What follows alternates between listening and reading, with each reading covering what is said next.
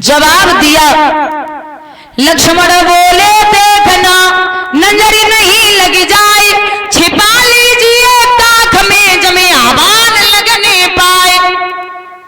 तो घी पड़ते ही जिस तरह बढ़ जाती है ज्वाल, उसी भांति आगे बढ़े परशुराम तत्काल। जो परशुराम आगे बढ़े तो राम सामने आ गए। बोले अरे प्रभु, हमारा नाम है राम और आपका नाम है परशुराम, हमसे कई गुना आपका नाम बड़ा है, तो आप बड़े हुए। और वैसे भी संतों को और ब्राह्मणों को क्रोध अच्छा नहीं लगता। अरे संत ब्राह्मण तो शील स्वभाव के ही अच्छे लगते। क्रोध ना करो, क्रोध और लोभ मोह ये तो आपको शोभा ही नहीं देता। महाराज, एक विद्वान कहते हैं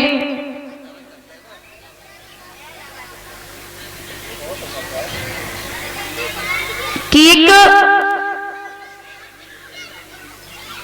काशी से पढ़कर के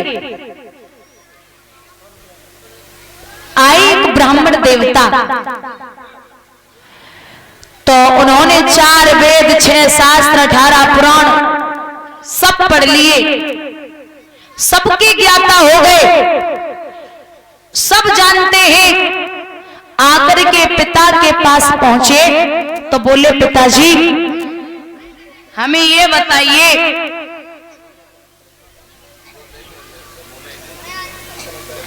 हमें ये बताइए, हम इतने विद्वान हो चुके हैं, अब आप मुझे जहां से जो भी प्रश्न पूछें या जो भी मंत्र बोलें हम सबका उच्चारण करेंगे, और जैसी जहां का आप श्लोक बोलेंगे हम उसका पूरा खंडन करेंगे।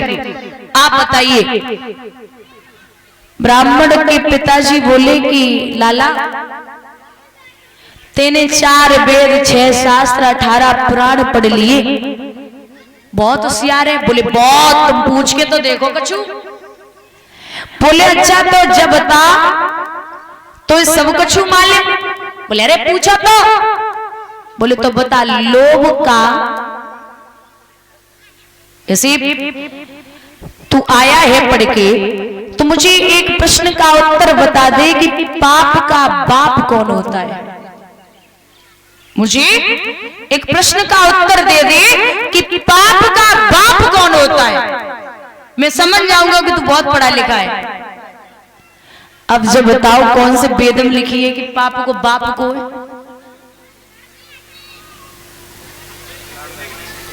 वो भी बड़े सनकी थे, निकल गए, ले झोला उठाया और चल दिए। बोले जब तक ये ढूंढ के नहीं लाता कि पाप का बाप कौन है, तब तक मैं वापस ही नहीं आऊंगा। ठीक है जाओ। बेचारे निकले, और निकल के जैसे ही 2-4 दिन व्यतीत कर चुके, लेकिन कहीं उत्तर नहीं मिल रहा। अंत में एक नगर में घुसे तो क्या देखा कि एक अलग मकान घर बना है, उस घर में एक तुलसी का पौधा है। तो ब्राह्मण देवता सोचने लगे कि इसमें कोई वैष्णव रहता है, कोई अच्छा व्यक्ति रहता है, क्योंकि जब हनुमान जी भी लंका में प्रवेश करते हैं ना, तो पूरी लंका राक्षसों की है, लेकिन उस लंका में एक अलग महल देखा, अलग कुटिया देखी जहां एक तुलसी का पेड़ है। समझ गए हनुमान जी कि यहाँ कोई वैष्णव रहता है, जहां रहते थे विभीषण जी। तो पहुंचे, ब्राह्मण देवता ने आवाज लगाई कोई है, तो एक मां निकल के आई। बोले मुझे प्यास लगी है, पानी मिलेगा। बोले हाँ मिलेगा। तो पानी अंदर से आया, ब्राह्मण ने पानी पिया। पानी पीने के बाद बोले तुम हमेशा खुश रहो, मैं तो बहुत परेशान हूं, मुझे एक प्रश्न का उत्तर नहीं मिल रहा है कि पाप का बाप कौन होता है। अरे बोले वो माँ कहने लगी महाराज आपने पानी पी लिया? बोले हाँ। इसलिए पानी पिया कि तुम मुझे कोई वैष्णव लग रही हो, कोई अच्छे घर से हो, यहाँ तुलसी का पेड़ देखा तो बड़ा अच्छा लगा।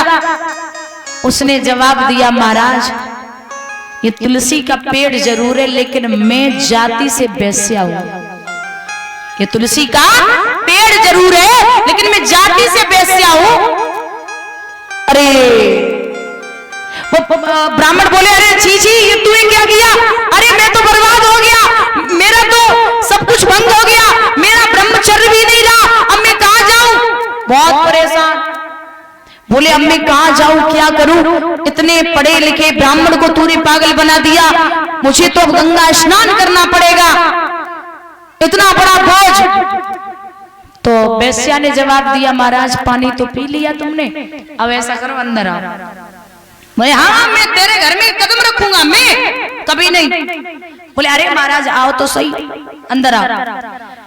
बोले अब तुम ऐसा करो जब तुम्हें एक गंगा जी में डुबकी तो लगानी है, एक गिलास पानी पी चुके हो तो अंदर आ जाओ, दो डुबकी लगा लियो।